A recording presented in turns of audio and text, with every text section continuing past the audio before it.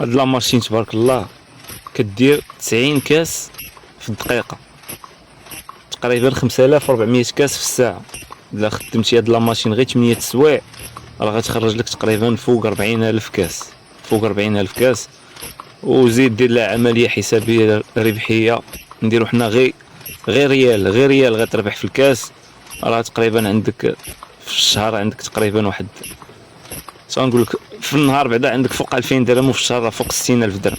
هذا من المشاريع المربحه اللي خدامه دابا، سيرتو دابا ولاو دوك القهاوي الصغار كتلقى اونبورتي دوك لي بوز كافي، واغلبيه ديال لي ريستو ديال لي كافي راه كيطلبوا شي حاجه باللوغو ديالهم. راه مطلوب هذا المشروع هذا اللي عنده زعما اتساع، عنده المساحه، عنده مكازه وعنده راس المال، راه ممكن يدير هذا المشروع، راه يخدم فيه مزيان، وممكن يزيد يطورو ويزيد مع حتى لي ساشي ديال السنيدات هما الخدامين، وهكا يزيد يطور المشروع ويخدم فيه.